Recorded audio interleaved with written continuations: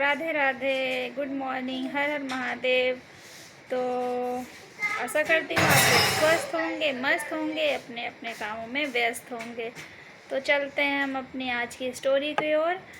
तो आज की मेरी जो स्टोरी है वो मतलब ऐसे लोगों पे है जो अपने से छोटों को, अपने मतलब साथ वालों को, अपने घर वालों को, अपने दोस्तों को या अपने छोटे भाई बहनों को कुछ नहीं समझते हैं। और अगर वो किसी मुकाम पे हैं, किसी ऊंचाई पे हैं, तो वो चाहते हैं कि सिर्फ वो ही उस जगह पे खड़े रहें। उनके छोटे भाई बहन जो हैं या उनके जो साथी हैं या जो पड़ोसी हैं उनके, वो आगे ना बढ़े, वो नीचे ही रहें। तो अगर मैं कुछ कहूँ वीडियो में तो आप प्लीज़ सपोर्ट करिएगा और कमेंट करके बताइएगा कि मैंने सही की कहा या गलत कहा। तो दोस्तों, एक क्लास होती है, एक कक्षा होती है। जैसे हम लोग पहले पढ़ने जाते थे, अभी क्लास चलती है, पहले कक्षा चलती थी। तो कक्षा में 9 अंक पढ़ रहे होते हैं। जैसे कि 9 विद्यार्थी पढ़ते हैं, उसी तरह से 9 अंक पढ़ रहे थे। 9 अंक एक कक्षा में बैठे हुए थे। अब जो 9 अंक था, 9 अंक जो था, उसको 8 पे यानी कि 8 पे गुस्सा आया, हंग्री हो गया 8 पे। अब उसने सोचा कि यार मैं तो बड़ा हूँ, मैं तो कुछ भी कर सकता हूँ, आगे जा सकता हूँ। तो इसके चलते उसने क्या किया, उसे जैसे गुस्सा आया 8 पे, तो उसने 8 को बहुत ज़ोरों का एक झापड़ मारा और जो 8 अंक था वो टेबल पे गिर गया। उसने कहा कि भाई तूने मुझे थप्पड़ क्यों मारा? तो उसने कहा क्योंकि तू मेरी बराबरी करने वाला था, इसलिए मैंने तुझे थप्पड़ मारा, और मैं बड़ा हूँ, मैं तुझे मार सकता हूँ। तो 8 ने सोचा है कि यार बात तो इसकी सही है कि ये बड़ा है तो ये मुझे मार सकता है। तो अगर ये मुझसे बड़ा है, ये मुझे मार सकता है, तो मुझसे भी छोटा तो है 7, जो 7 भी उसी कक्षा में पढ़ रहा था। तो 8 ने 7 को थप्पड़ मारा।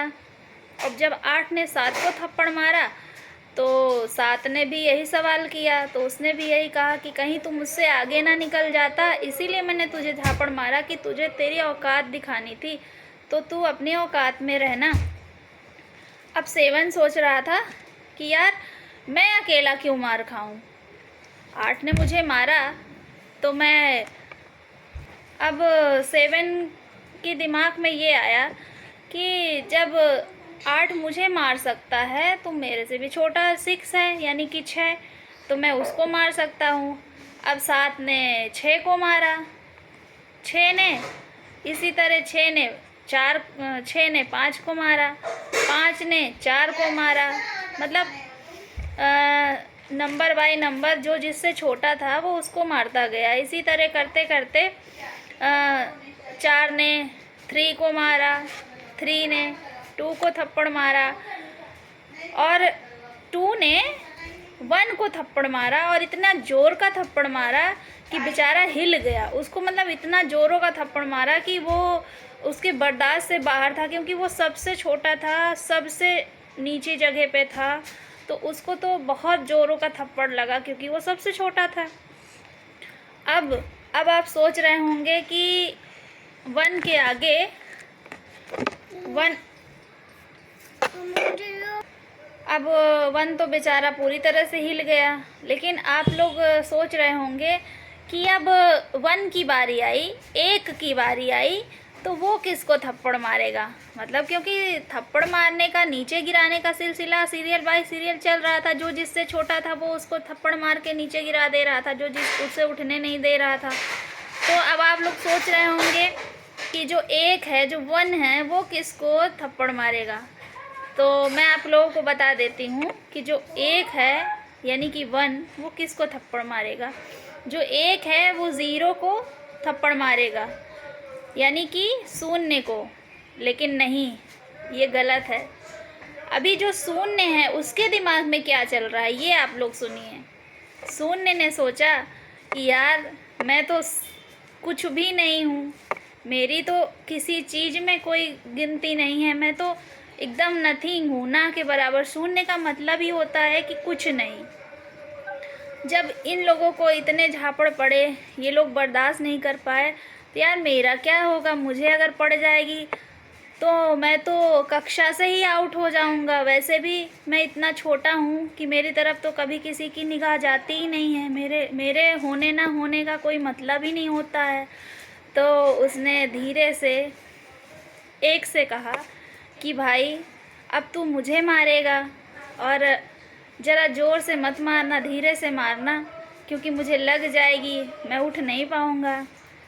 तो एक ने बड़े ही सरलता से और बड़े ही प्यार से मुस्कुराते हुए कहा, नहीं, मैं तुझे थप्पड़ नहीं मारूंगा, मैं तुझे थप्पड़ नहीं मारूंगा। अब सोचिए आपकी एक ने क्या किया।